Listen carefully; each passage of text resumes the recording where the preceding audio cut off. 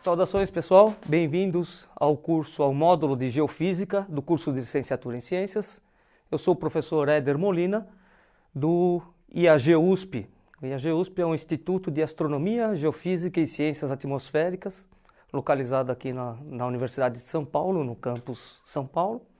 Eu sou geofísico e eu vou conversar com vocês nas próximas semanas sobre essa área de conhecimento, né? Que é uma área que é bastante importante, é bastante atual. Vocês vão ver que bastante coisa que a gente vai mencionar nessa área acaba aparecendo na mídia, os alunos acabam tendo curiosidade, os próprios professores, o público em geral, né? E é uma área que não é muito conhecida, a área de geofísica em si, né? Então, vamos começar com a nossa primeira aula, definindo o que é geofísica, né? A geofísica é a ciência que estuda a estrutura, a composição e as propriedades físicas, né? E a evolução e dinâmica da Terra, né? E aí quem já viu a aula de geologia provavelmente vai falar, opa, peraí, o cara da geologia falou a mesma coisa, né? Que estuda a estrutura, a composição, a dinâmica da Terra. Sim, a geofísica é uma ciência irmã da geologia, só que o material, o input da geofísica é diferente da geologia. Um geólogo tem uma habilidade muito grande em pegar uma rocha e extrair dela a história dela. Então ele sabe pegar uma rocha e, pelo tipo de mineral, pelo tipo de grão, pela foliação, pela estrutura, ele sabe contar onde aquela rocha nasceu, qual era a condição, o que aconteceu, em que ambiente que era, como que aquilo evoluiu. O geofísico não tem essa habilidade. Então o geofísico precisa estudar a Terra com um outro método, e o método que ele usa normalmente é um método físico, que a gente acaba denominando de método geofísico, né? Então, assim, o geofísico mede algumas grandezas físicas. Que tipo de grandeza física ele pode medir? Ele pode medir a aceleração da gravidade, ele pode medir a velocidade de propagação de uma onda acústica, ele pode medir um campo elétrico, um campo magnético. E medindo essas grandezas, se ele souber dar um tratamento matemático, um tratamento físico adequado, colocar aquilo no computador, processar aquilo, ele acaba, junto com o conhecimento geológico, formando um panorama da região que ele quer estudar, seja essa região a Terra inteira, seja essa região uma coisa mais limitada para procurar, por exemplo, petróleo, recurso mineral, água, ou coisa assim, né? Então, ele infere essa estrutura que está em subsuperfície, né? E a partir disso ele também pode inferir quais são os processos que levaram a essa estrutura estar do jeito que ela está hoje. Quer dizer, como que ela evoluiu, como que a coisa funcionou, né? Que as montanhas que estão aí hoje, será que elas estiveram sempre aí? Será que elas, há algum tempo elas não existiam, ou algum tempo elas eram mais altas, ou elas eram mais baixas, ou como é que funciona isso? Então, se a gente conseguir medir alguns parâmetros físicos e conseguir modelá-los, a gente pode ter resposta para essas e para outras questões, né? Sempre aliados ao conhecimento geológico, né? Que traz um subsídio bastante importante para a análise geofísica, né? Então, posto isto, os métodos geofísicos, assim, os mais comuns, existe uma gama muito grande de métodos geofísicos e toda hora aparece um método novo. Então, sempre que a gente quer investigar algum tipo de estrutura para a qual a gente ainda não tem um método, a gente tenta ver qual que é a propriedade que aquela estrutura tem e a partir daí a gente inventa um método. Quer dizer, a gente não vai inventar a física da história, mas a gente pode aplicar algum método físico para estudar aquele tipo de propriedade e aí ele se torna um método geofísico. Os métodos geofísicos mais comuns, os clássicos, que talvez vocês já tenham ouvido falar em algum deles, são a sismologia e a sísmica, por exemplo, né? A sismologia vai ser o tema da nossa aula de hoje, né? Logo após a gente destrinchar um pouco o que é a geofísica, né? Então a sismologia estuda a propagação de ondas sísmicas no interior da Terra, né? A sísmica é uma coisa parecida, só que normalmente a sísmica é feita para exploração mineral. Então a sismologia utiliza normalmente fontes naturais, um terremoto, né? O terremoto vai gerar ondas que se propagam pela Terra e com aquelas ondas o geofísico trabalha. A sísmica faz uma coisa um pouco diferente, ela não espera um terremoto, ela gera a sua própria onda. seja por meio de uma explosão de dinamite, seja por um canhão de ar comprimido ou qualquer coisa parecida. E aí as ondas que são geradas a partir daí, ela analisa para tentar investigar as camadas que estão mais próximas da superfície. Seja para buscar petróleo, para buscar água, para buscar minerais, para descobrir quanto eu tenho de solo até chegar na parte rochosa, enfim. Um outro método que é bastante comum é o método da gravimetria, né? A gravimetria vai ser objeto de estudo a partir da terceira ou quarta aula do nosso curso, e ela trabalha com o campo de gravidade. Então aquele G que a gente usava 10 metros por segundo ao quadrado lá no colegial, no cursinho, e depois fala, não é 10 metros por segundo ao quadrado, é 9,8 metros por segundo ao quadrado, que entrava naquelas equações. Na verdade, aquele G não é nem 10, nem 9,8. Aquele G é um valor que varia de ponto para ponto na superfície terrestre. Então aqui no meu pé eu tenho um valor de G, de aceleração da gravidade, tá? Num outro canto eu tenho outro, aí onde você está sentado assistindo o vídeo eu tenho outro valor de gravidade. Esse valor da aceleração da gravidade varia conforme a posição que a gente está na Terra, né? E essa variação está presa com a distribuição de massa que a gente tem no interior da Terra. Então se a gente conseguir medir isso com uma pressão suficiente e modelar isso, a gente consegue descobrir como que está a estrutura em subsuperfície baseado num perfil de densidade, que a gravimetria trabalha com isso. O geofísico usa também um método magnetométrico, a magnetometria. A magnetometria é o uso do campo magnético terrestre para poder inferir como que está a distribuição da propriedade magnética, né? O paleomagnetismo trabalha também com o magnetismo, só que com o magnetismo passado da Terra. As rochas guardam um magnetismo na época em que elas são formadas. Então, se eu tenho um derrame de lava, esse derrame acabou de solidificar, na hora que ele solidificou, ele guardou uma informação que para a gente é muito importante, como estava o campo magnético da Terra naquele momento em que a rocha solidificou, né? E se a gente pegar rochas de diversas idades, a gente consegue, através da análise do paleomagnetismo, tentar ver como que o campo magnético da Terra variou com o tempo e a partir disso usar isso em outras aplicações, por exemplo, para determinar como que é a distribuição de idades do assoalho oceânico. A gente vai ver num slide de exemplo daqui a pouco, né? A gente tem várias aplicações para esse método. Então, o paleomagnetismo é a aplicação do magnetismo presente na rocha no passado. Então, ele tenta ver como que o campo magnético da Terra evoluiu desde os primórdios até agora. E essa informação está gravada nas rochas. Um outro método que a gente usa em geofísica é a geotermia, ou fluxo térmico, né? A Terra está constantemente perdendo calor. Lá do seu interior, ela nasceu um planeta quente e aos poucos ela está perdendo energia térmica, né, para o espaço. E aí, esse calor que sai pela superfície da Terra, ele varia, ele também não é constante. Tem lugares em que sai mais calor, tem lugares em que sai menos calor, e isso pode ser bastante importante para a gente investigar como que está a estrutura lá embaixo e, eventualmente, até para, por exemplo, buscar petróleo. Para formar petróleo, por exemplo, a gente tem uma janela de condições muito estreita. Você tem que ter o material certo, na idade certa, ele tem que cozinhar, entre aspas, no tempo certo e com a quantidade de calor certa, que senão ou não vira petróleo, vira carvão, vira gás ou não vira nada disso, né? Então, o fluxo térmico, a geotermia, é uma área que é bastante importante também. A gente tem métodos nucleares, né, que a gente chama de geofísica nuclear. Então, existem elementos nas rochas que emitem radiação gama, né? Radiação gama é aquela que o Hulk tomou lá para ficar verde, né? Então, aquele negócio lá acontece normalmente. E tem rochas que estão emitindo essa radiação gama, tá? É muito fraquinha, né? Ela não vai, vou fazer mal para mim. Não, não é. Mas ela a gente tem equipamentos sensíveis que conseguem medir essa radiação. E cada tipo de rocha, cada tipo de mineral, cada tipo de estrutura tem um padrão de emissão dessa radiação. Se a gente conseguir medir lá e conseguir quantificar esse negócio, a gente chega também num modelo que pode ajudar a entender como que aquela estrutura é no presente e como que ela foi no passado, tá?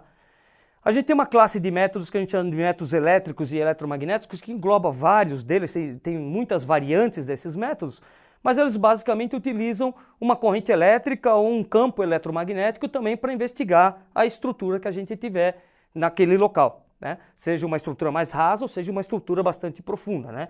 Então o geofísico usa, ou ele pega um campo elétrico que já existe na Terra, um natural, ou ele cria um campo artificial e aí ele mede qual que é a resposta daquela rocha, daquela estrutura, àquele campo que foi aplicado nela.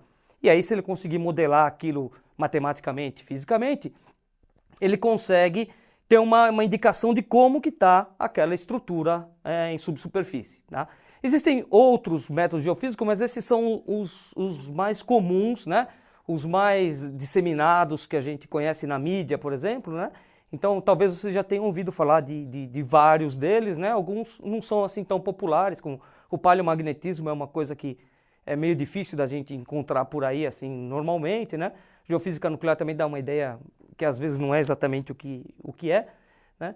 Mas, enfim, o método geofísico basicamente se eu tenho uma estrutura, uma rocha, um mineral, alguma coisa que tem uma propriedade física que difere das rochas que estão ao redor dela, eu posso tentar investigar essa propriedade física. E para estudar essa propriedade física, eu vou precisar utilizar algum método físico que enxergue aquela propriedade. Então, se eu tenho um contraste de densidade, por exemplo, eu tenho uma massa muito grande envolta num terreno que tem uma massa pequena. Então, sei lá, o pirata vai lá e enterra o baú de tesouro dele lá na areia da praia.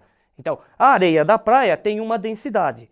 O baú dele, se tiver cheio de ouro lá, vai ter uma densidade bem maior, vai estar enterrado lá. Então, o contraste, a propriedade que a gente vai enxergar nesse caso vai ser a massa, né? E a massa está presa na densidade. Então, a gente vai enxergar um corpo com uma densidade maior na hora que a gente estiver passando em cima do baú do tesouro do pirata lá, né? Então, se eu tiver um método para medir alguma grandeza que está presa na densidade, que está presa na massa, eu consigo investigar aquela propriedade, né? E assim com todos os outros. Se aquele baú do tesouro, uma onda acústica se propagar nele com uma velocidade diferente do que ela se propaga na areia normal, na hora que chegar nele ela vai ter um aumento, uma diminuição de velocidade, e eu enxergando esse aumento ou diminuição, eu consigo tentar discriminar qual é o corpo que está causando aquilo. Um método elétrico, eletromagnético também. Se aquele baú do tesouro tiver uma propriedade elétrica, uma propriedade magnética diferente da areia que está em volta, eu com um campo elétrico natural ou artificial ou eletromagnético também vou conseguir enxergar. Enfim, qualquer método geofísico faz isso. Ele tenta buscar contrastes de propriedades físicas a partir de meios físicos e depois modelar isso. Então ele faz uma medida. Se não existe equipamento para fazer aquela medida, ele inventa um equipamento, faz a medida, pega os dados, tenta ver que modelo físico e matemático consegue descrever aquela observação e, feito isso, ele normalmente vai utilizar um computador, porque a quantidade de dados e de equações e tudo é muito grande atualmente, e aí com o computador ele consegue programar o computador para pegar aquela quantidade de informação e transformar aquilo num modelo, tá, geofísico, que depois, junto com a informação geológica, deve casar e formar um modelo mais próximo possível da realidade do que a gente conhece. Bom, para dar uns exemplos, esse daqui é um mapa de anomalia da gravidade, né? Então, esse daqui é um mapa que eu fiz para toda a parte do Atlântico Sul, onde a parte que está em azul escuro e roxo indica locais onde eu devo ter uma falta de massa em relação a uma média, tá? Locais onde eu tenho um azul claro, verde, amarelo e vermelho, significa que eu tenho mais massa do que a média que eu esperava ter, tá? Junto com a imagem aí eu superpus a topografia, né? Então a gente percebe que, por exemplo, os continentes estão muito bem delineados com isso, né? Se você olhar ali, mesmo sem saber o que é o mapa, qual é a grandeza que você está enxergando, você olha e fala, eu estou conseguindo enxergar os continentes aqui, eles estão em cor azul, está diferente do que está lá no meio do oceano. Eu estou conseguindo ver que lá entre o Brasil e a África tem alguma coisa, uma cadeia lá de montanhas que está lá no meio, em que eu percebo que em volta delas tem uma coisa muito baixa, que está em vermelho, está até em branco. Branco é quando estourou a escala, é tão grande que estourou o limite lá e ficou branco, tá? Deveria ser bem mais vermelho ali. Então, eu tenho alguma coisa que seria muito alto, depois eu acabo tendo uma coisa que é meio baixa lá no meio. Isso está me delineando alguma estrutura que está lá embaixo, está embaixo da água, né? Eu não estou vendo, mas a gravidade consegue enxergar, né? Então, esse, por exemplo, é um mapa que serve para a gente estudar a estrutura da Terra, né? Então, na verdade, quando vocês verem esse mapa com essas feições topográficas que estão embaixo da água, tá? Ele normalmente foi feito com métodos gravimétricos. Ele foi feito com medidas da aceleração da gravidade que o geofísico processou e transformou em topografia do que está embaixo da água, né? Então é um jeito da gente enxergar o que está embaixo da água, certo? Esse, por exemplo, é um mapa de idade da crosta oceânica em milhões de anos, tá? Ele foi feito a partir de dados magnéticos. Então, o pessoal pegou um monte de rochas, mediu qual que era a idade da rocha, qual que era o campo magnético que estava gravado naquela rocha, conseguiu fazer uma modelagem bastante precisa disso, e aí ele conseguiu, com isso, delimitar qual que é a idade do assoalho oceânico, né? Então a gente vê aí que o assoalho oceânico vai de zero lá no meio, entre o Brasil e a África, por exemplo, tem lá uma cadeinha de montanhas lá, em que a idade da crosta oceânica é quase que zero, quer dizer, está sendo formada agora, né? E conforme vai se afastando de lá, você vê que vai aumentando a idade. Até que chega aqui perto do Brasil, você tem lá uns 120 milhões de anos, né? Que é a idade máxima da crosta oceânica desse lado aqui e do lado de lá na África. Quer dizer, porque nessa idade, depois dessa idade, quer dizer, na verdade antes dessa idade, né? Porque a gente estava fazendo um filminho ao contrário, o Brasil e a África estavam juntos, né? Então não existia crosta oceânica no meio deles, não existia oceano entre o Brasil e a África. Por isso que não tem nada que tem mais do que 130 milhões de anos aí, né? Conforme isso aí foi abrindo, o Brasil foi separando da África, isso aí foi ficando registrado nas rochas. E a gente pode ver isso, o padrão que a gente tem no mundo inteiro com isso. Isso aí é feito, além de, existem vários dados que são cruzados para fazer isso, mas o dado principal para fazer isso é o dado registrado nas rochas do campo magnético terrestre. Esse é um mapa de fluxo de calor, por exemplo, para alguns pontos da América do Sul. Então, a cor da bolinha designa qual que é o fluxo de calor que está passando por 1 metro quadrado da superfície lá. Então, a corzinha lá, cor de rosa aí para o roxo, está entre 0 e 50 miliwatts por metro quadrado. Significa que se você pegar 1 metro quadrado lá na superfície e medir quanto calor que está saindo por aquilo lá, você vai perceber que está por volta vai de 0 até 50 miliwatts, né? Tem lugares em que esse negócio é mais intenso, então esse fluxo de calor é maior, por exemplo, onde tem aquelas bolinhas laranjas para vermelha, né? Aqui nos Andes a gente acaba tendo tá vendo? Onde você tem normalmente aquelas áreas que tem vulcanismo, né? Então o fluxo de calor é mais intenso. Isso aqui pode ajudar o geofísico, o geólogo, o cientista da Terra a entender algumas propriedades e até fazer alguns modelos, né?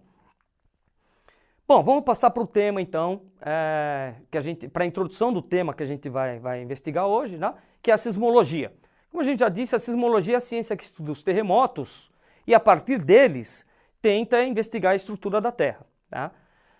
A análise dessa informação desses terremotos vai fornecer uma quantidade muito grande de subsídio para o geofísico, tá? Para poder discriminar, para poder entender como que está a superfície, como que estão as camadas embaixo da Terra, tá? Seria assim, um exemplo da sismologia, de um método parecido com a sismologia, seria o ultrassom, a ultrassonografia que é feito para verificar como que está o feto, né? Então, sei lá, suponha que minha filha Aishi está grávida. Chega lá e fala, pai, estou grávida. Fala, eu vou te matar, eu não quero ser vô ainda.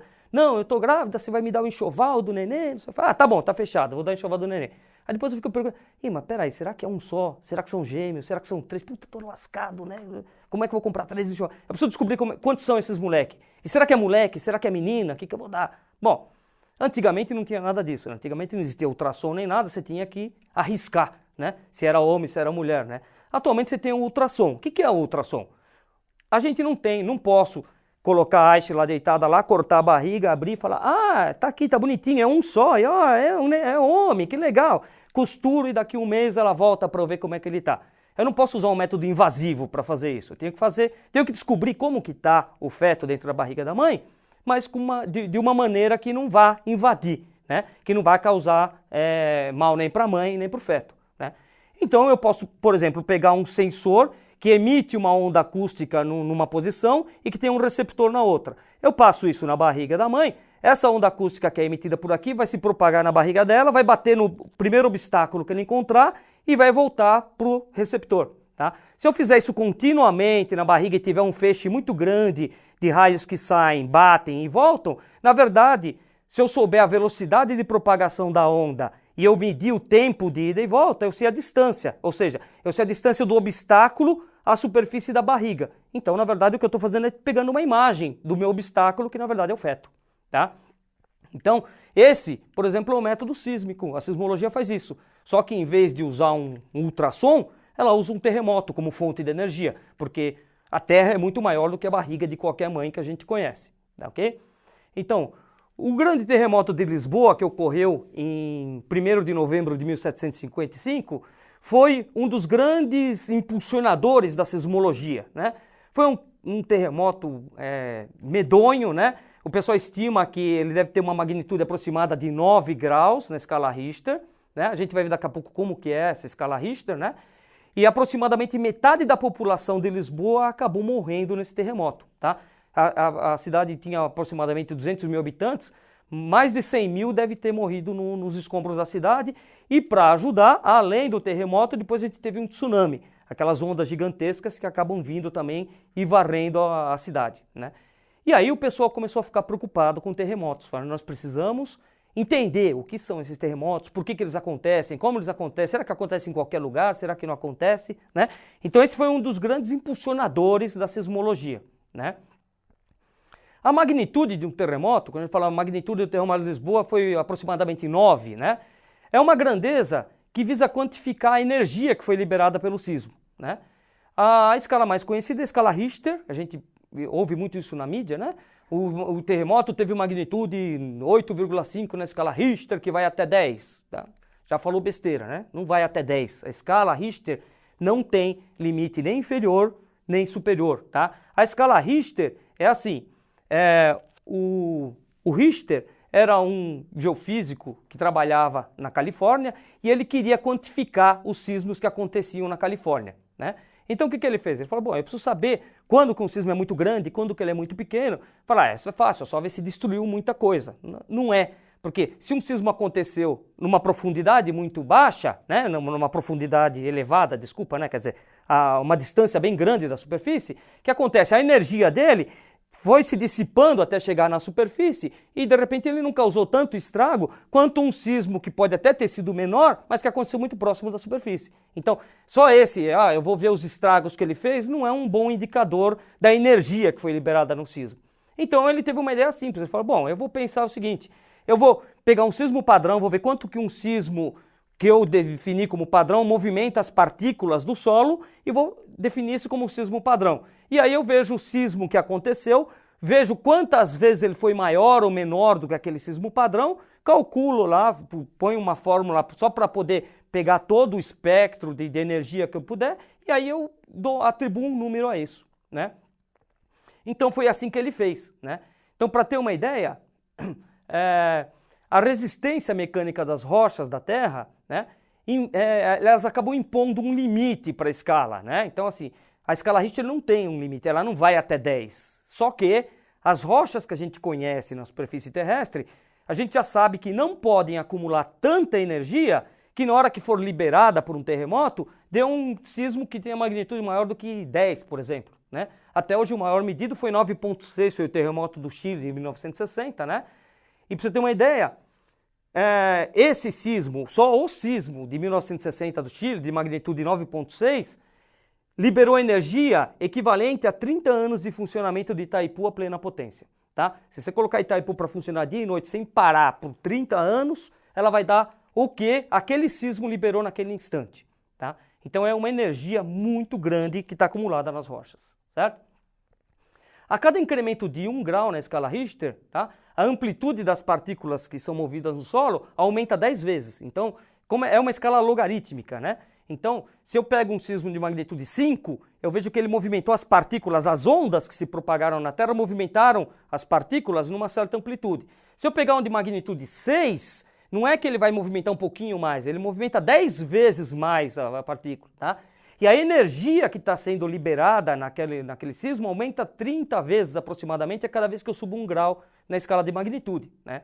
Então perceba, quando a gente fala que um sismo teve magnitude 3, ou teve 4, ou teve 5, ou teve 6, não é que aumentou um pouquinho de 5 para 6, né? Aumentou 10 vezes a amplitude do movimento das partículas e aumentou 30 vezes a energia liberada, né? Quando a gente fala em intensidade do terremoto, a gente normalmente está dizendo dos efeitos. Então a intensidade é alguma coisa que tem uma escala, que é a mais conhecida de Mercalli, né? Que quantifica isso, assim, né? Quantifica, né? Ela é qualitativa. Então, assim, magnitude, intensidade 1, quer dizer, ninguém sentiu, só os equipamentos. Intensidade 2, foi sentido por alguém. A gente precisa pegar, vocês vão ter aí a escala de Mercalli para poder fazer um exercício depois, e vão fazer um exercício com a escala Richter também, com a magnitude, para poder fixar bem esse conceito. Mas a escala de Mercalli é isso, é quantitativa, ela te dá uma ideia dos danos que foram causados na superfície. Tá? Bom, quando o pessoal começou então a investigar os terremotos, eles conseguiram perceber que os terremotos são liberações de energia, a energia que está acumulada no interior da Terra, e na hora que essa energia libera, ela emite ondas elásticas que se propagam pela Terra inteira. Né?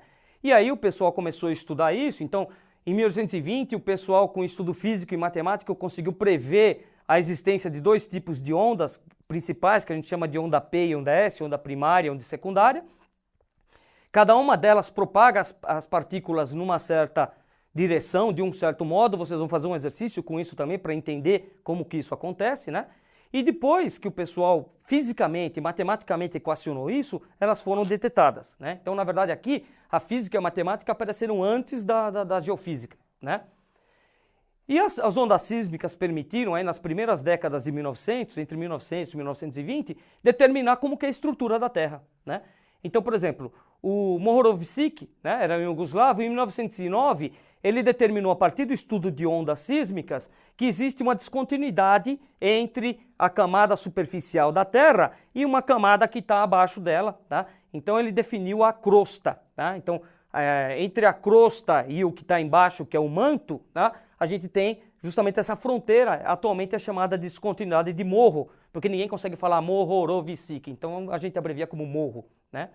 Mais tarde, em 1913, Gutenberg determinou que a Terra tinha um núcleo, tá? E até determinou qual que era o raio desse núcleo. Então, quer dizer, o morro descobriu que tem uma crosta, depois da crosta tem um material que é o manto, e o Gutenberg descobriu que depois do manto tem um núcleo, certo? E descobriu que esse núcleo era líquido, né?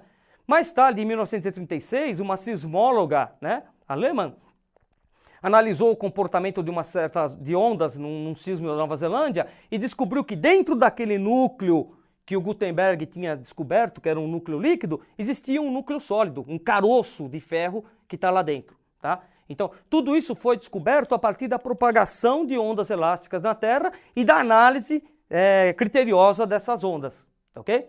Então, por exemplo, esse daqui é um mapa que eu fiz colocando todos os sismos que a gente tem registro, com magnitude 5 ou maior, tá? E a cor do símbolo está proporcional à profundidade em que aconteceu o terremoto. Tá? Então esses terremotos que tem um tom, cada pontinho desses é um terremoto, tá? Esses terremotos que tem um tom mais cinza são os mais rasos. Esses que tem um tom verdinho são um pouco mais profundos, tá? Um pouco mais quanto? De 30 a 50 quilômetros, mais ou menos, tá?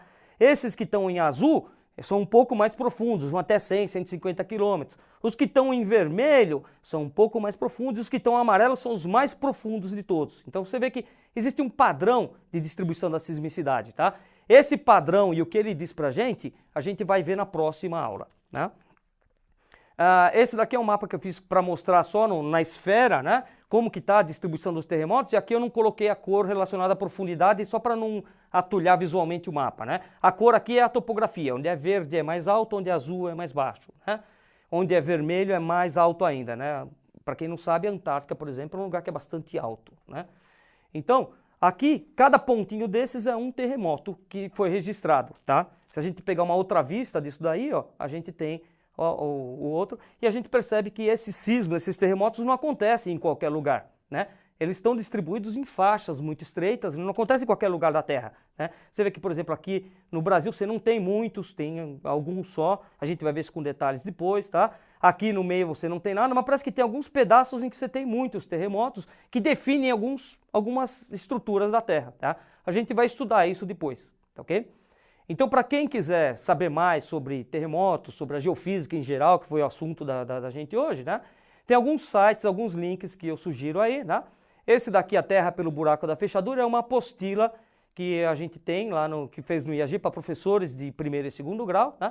Que dá um apanhado geral sobre o que é a geofísica, tem bastante imagens, tem bastante definições, é uma apostila bastante completa, assim, é bastante interessante a nível introdutório, né? Tem um site que eu fiz no final da década de 90, tá? Que é o Investigando a Terra, que tem muita informação sobre geofísica, astronomia e meteorologia, que são as 3 áreas que a gente tem no IAG, né? Que está disponível nesse link.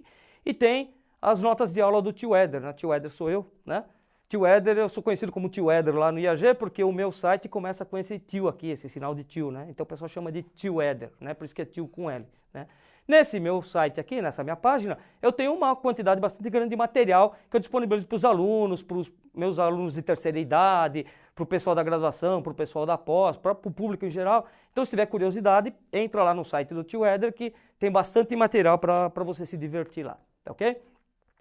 Bom, o que a gente vai ver nos próximos capítulos, né?